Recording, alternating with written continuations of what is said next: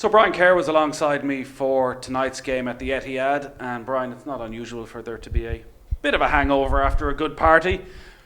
4-0 to Manchester City. Were you expecting there to be quite that much of a hangover for Liverpool? No, I expected Manchester City to win tonight. I just didn't think that Liverpool would have quite the edge to their game that would be required. And remember, these two teams are exceptional sides. The number of points they got last year was 98, 97, wasn't it? But Manchester City 98 and Liverpool 97. That's exceptional in top division of English football. They got so many games. Obviously, City got 100 the year before. But I think once you drop a couple of percent below the standards that you set on a week in, week out basis, then you can have a performance like Liverpool tonight. And I don't think that, I wouldn't say the build up to the game was the type of preparation that they normally have. I'm sure the Klopp tried to ensure that the training that they went through their organisational stuff and patterns of play, and let's expose Manchester City when they play out from the back, squeeze them, try and intercept something high up the pitch.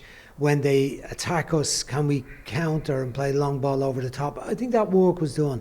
But once they lost the first goal and the second goal, I felt the level of their effort and the quality of their play just disintegrated really by their standards, and they were well beaten. Yeah, you think of the level that Liverpool got to at Anfield earlier in the season, or even the game they were beaten at the Etihad 2-1 last season. The pace of that game. Yeah. Well, tonight was really entertaining and very open, and it could have been 8-3 to Manchester City, and it might have been fair enough. It was a different type of game. There wasn't that real edge that you would want. No, there wasn't the same. There was no cutting edge. I mean, there's nothing about the results has any great effect on the season overall. It might have an effect on the future and the morale of the Manchester City players in terms of Klopp wanting to inspire his players to play well, more consistently over the remaining 6 games. It may be that Guardiola would look at some of the players he played tonight who haven't been regulars in the team, like Laporte, obviously because of injury, Mendy, who has been very much a bit player because of injury last few seasons, but most of all, I think young Foden has kind of come into a really big game now tonight and done his stuff. We discussed it earlier where I'd seen him in the game at Manchester United, which was a big game, the derby match. He played wide on the right just before the lockdown due to the virus.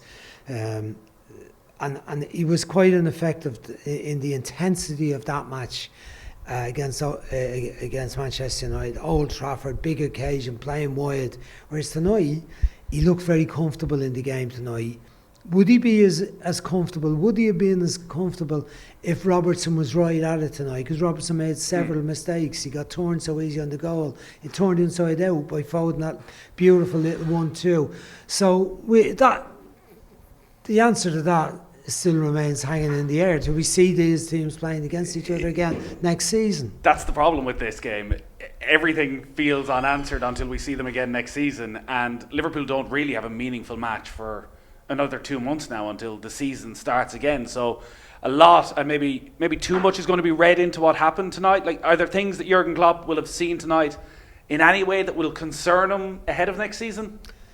I wouldn't think he'd be over concerned. I mean, he extracted the maximum from those players this year. I mean, one of his great qualities is improving these players. When he signed many of them, I mean, when he signed Andy Robinson, there wasn't any great hullabaloo about it when he signed him for Hull for maybe it was 8 million, maybe it was 10 million, maybe it was 6 million. You know, there was nobody saying, yes, Van Dijk, yes, the goalkeeper Alisson, they were signed for massive amounts, and people said they made the difference. But he also made the difference of improving those individual players, playing Alexander Arnold, leaving him in the team, the improvement in Henderson as the years go on. Fabinho, who was a bit of a bit player last year when he first came to the club, didn't really establish himself. At the second half of the season, began to look a better player. Now he's a first choice. He has to be in the team. Probably their best player tonight. Yeah, maybe, but there wasn't like it would have been easy enough. There was no, but he's improved each of these players. So he'd be looking. I don't think he'd be looking at them with too much of a jaundiced eye tonight. He'd be kind of going, hold on, these guys a bit what they've done.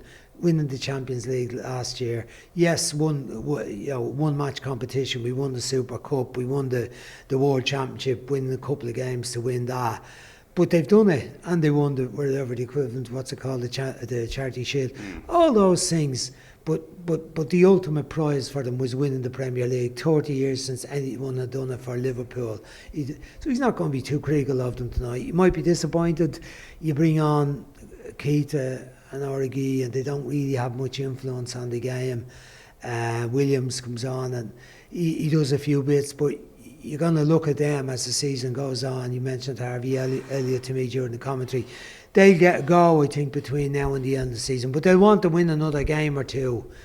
And I think we'll find they'll be brought on in matches if the matches are being won. Yeah. I don't think we'll see them starting in matches unless he thinks we can win this with 8 of our best and 2 or 3 of the younger players.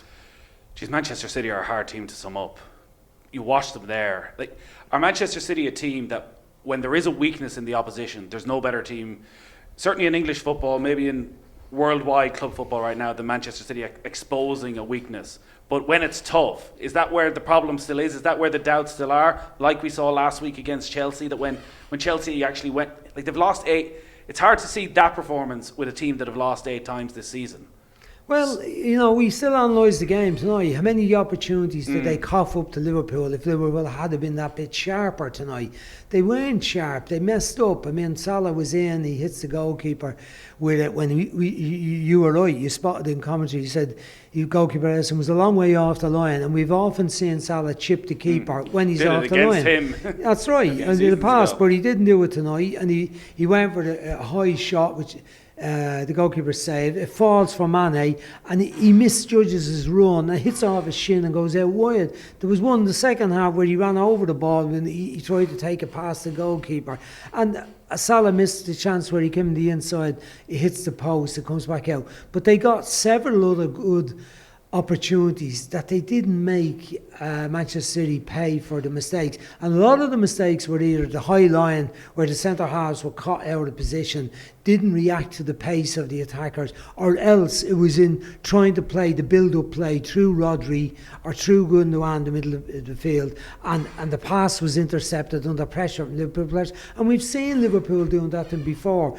We've seen other teams do it to them more by sitting back, allowing them to come on and counter-attacking. I think of Traore with Wolves, how he was devastating on the counter-attack in both games when Wolves beat them 2-0, 3-0, but 3-2 rather. So those things are there, but those deficiencies are also part of the joy of watching City, that they take so many risks, that he is such a purist of a manager. There's very few games where you'll see City deliberately sit in a 4-5-1 or a 4-3-3 with the 2 wide front players sit.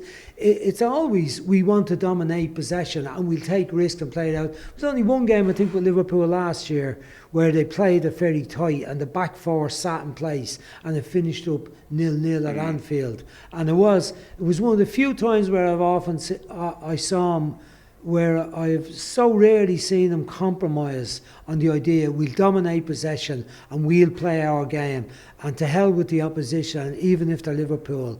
That day they did. So I think if you did that a little bit more often, they would have more consistent results against the better teams. This year they didn't do that well against the better teams, but the Champions League has to be the holy grail for them this season. We've touched on how good Phil Foden was. Kevin De Bruyne tonight as well. Every time he got on the ball, some of his slide rule passes, taking 4 or 5 players out of it, were just out of this world. We're getting towards that who's Footballer of the Year, and there was a real momentum behind Jordan Henderson before the break. Maybe Virgil van Dijk is once again the outstanding player, but in terms of talent, it's hard to get anyone to match De Bruyne. Is he your Footballer of the Year?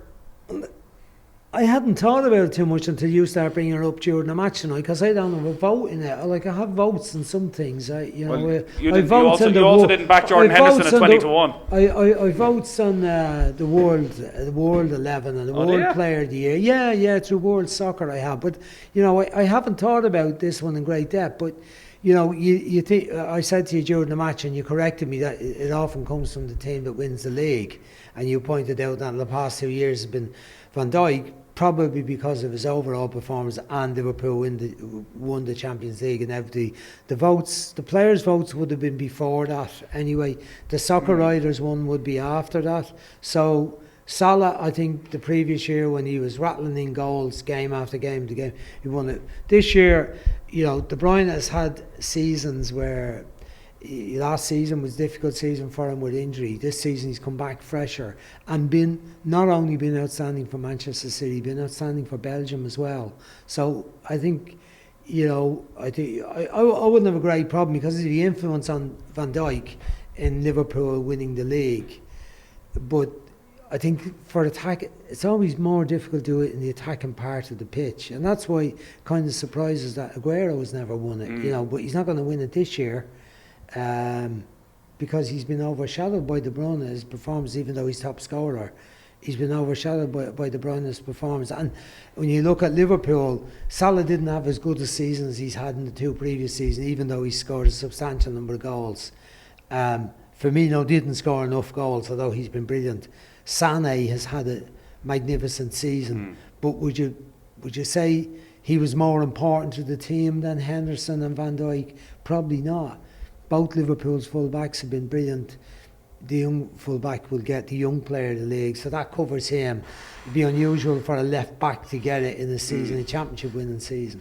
So if you want to vote for De Bruyne, you go ahead. No. I backed Jordan Henderson at 20-1. Okay, well that's fine. Okay, so I want you to go with Henderson. If somebody, be mad to go with De Bruyne. Somebody gives me a vote, I'm voting Jordan Henderson and sharing the spoils. One last thing. We've had a lot of coverage on the show this week about the League of Ireland and the restart and on, off, and it seems it is now going to restart on the 31st of July. The FAI board have approved the plan that it'll be one down automatically and another team going into a playoff. We had David Rowe from Sligo on Tuesday night, very frustrated with the process behind the scenes and with just 13 more games, the danger that's there for Sligo Rovers as a club. We had Vinnie Perth on saying, well, they wanted 27 games, but it didn't seem too many others did, but that obviously everybody has their own vested interest, so that's the way it's going to be. And then we'd Shamrock Rovers, who were at the centre of all this because they went with the First Division teams. They're in both leagues. They're in both leagues, but their vote is only with the Premier Division teams and went with the First Division teams. But the chairman voted with the First Division teams. Yes, but explaining their side of the situation, that they never changed their mind and that they voted the way that they felt was right. And then we had a situation where the FAI board, after Niall Quinn had said football was back, saying, well, actually, we're going to delay this and have another look. They've had another look. It looks as though it's back and it's settled unless the clubs kick up a storm. What have you made of it all? I've made it all. It's been a very difficult situation for everybody. I think there were too many promises made too early on about the possible financial settlements with the clubs if they got going again. The idea of the streaming being very rewarding, the streaming of matches, and for the public to pay to see them seemed to be one of the main financial incentives or source of where the income was going to come to fund the clubs having matches with no crowds at the game. So I think initially the clubs were probably misled as to the extent of what money would be available, and then obviously there was promises about money that might come from UEFA and FIFA, and that dragged on till quite recently where the FIFA money came through. It's been a very awkward situation. There's so many different parties with vested interest. You have 10 different businesses in the Premier League. You also have 8 different businesses or 9 different businesses in the second division. Shamrock Rovers, as I said, playing in both leagues, who all have a different modus operandi, but also have different levels of income and levels of expenditure, and it's quite difficult to manage them unless you know a lot of the personalities involved. I think some of the people in the FAI who were trying to find a solution didn't know the personalities involved and didn't know the industry very well because they weren't involved in it ever before. So I think that made it very difficult. The fact that they hadn't got the experience of League of Ireland, it might have made it easier. You also had the issue of the players their wages being stopped and depending on the government payouts and so on, and then the PFAI's side of it, where they're fighting for the players' side of it and fighting very strongly, and sometimes making, I think, statements that didn't help the whole situation. So it's been a combination of factors that has led to where we are now, where there was a lot of I think all the clubs are worn out from the discussions, the number of meetings. As we all know, Zoom meetings aren't so easy on the head and the brain. They are quite draining, even in my own experiences of a few of them. I can only imagine what it's been like handling some of those meetings, to handle them, be involved with them and try to come up with solutions without sitting around the table face to face and looking for a bit of compromise. There's there's a falseness in that whole area of the Zoom calls, I think. The outcome is there. I think that the Premier League clubs had a very, very good case in saying if there's only half the matches, there should only be half the outcome at the bottom of the table.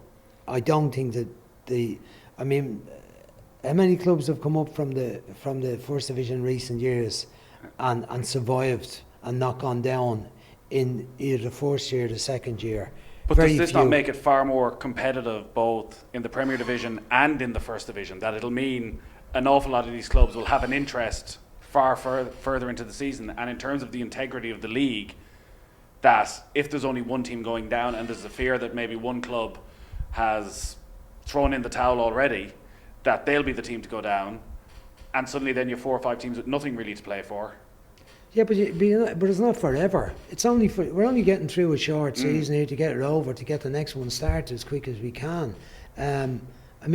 The fact that 9 of the Premier clubs voted for something that obviously suited them a little bit. The thing that would have suited them most had there been no relegation and that 2 teams are coming up. But then where do you find a couple of more teams to make a First Division a practical viable league? They aren't out there.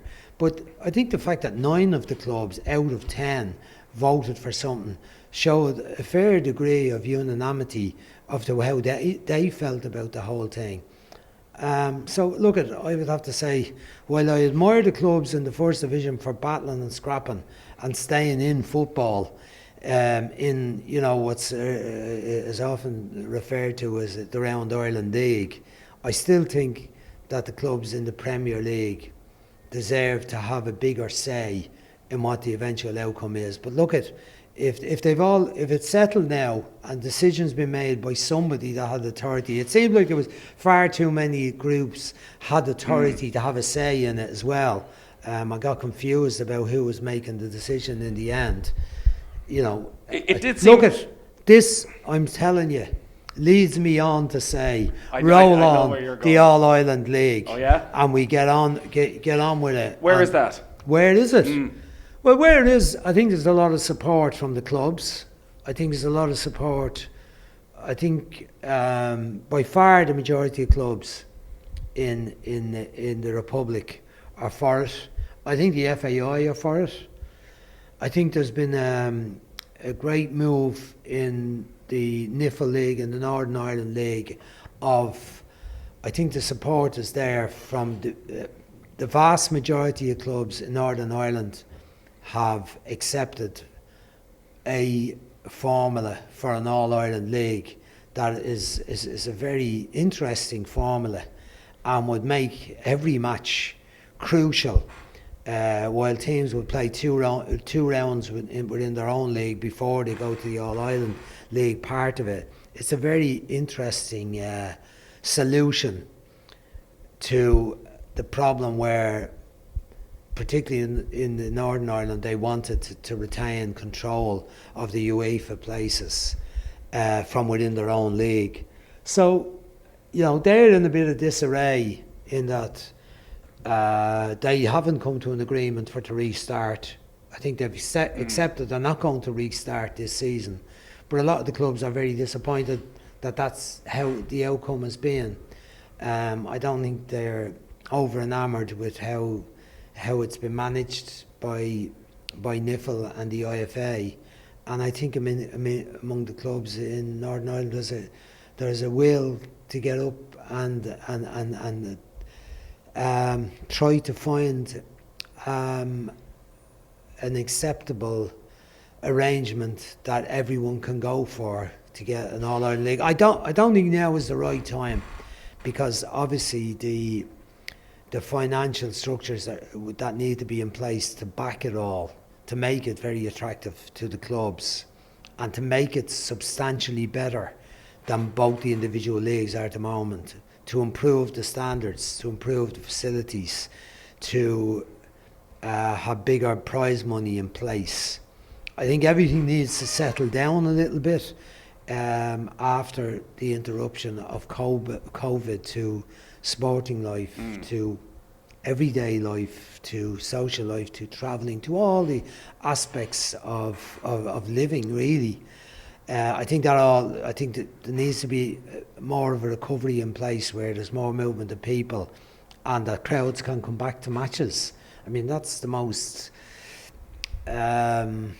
obvious factor in all of this. I mean, what we're all hoping for, if there's a better league and an All-Ireland League comes into place, that there are bigger attendances at games with bigger sponsorship around that, more public interest, better broadcasting deals, all that. But that cannot happen in the current situation where we don't have anyone going to games, and we probably won't have, for the next month or two, and then we have to see where it goes after that. Well, the word has gone round in Jacor, apparently there's not 500 tickets for Richmond Park. There's only 499 because Brian Kerr is number one on that list.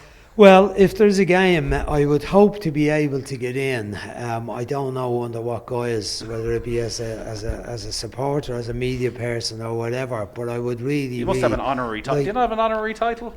No, I'm sure it's called you a few things down the years. I've been called many things down there, but look, by many people at different clubs. But look, I'd love to get back to a game, a live game in our own league of any description, and the sooner the better. If it gets going by the end of July, that'd be great. And I hope that people are going to be allowed in, whether it's 100 or 500 or 1,000 in some of the grounds. It'll be great to have people back at matches and to get this most awkward of season going again, and obviously finished and prizes won and teams competing in Europe, and we know who's competing for us for next year in Europe as well. So let's get it up and get going again soon. Here. Great stuff as always, Brian. Thank you, Nathan. Thank you. Enjoyed tonight.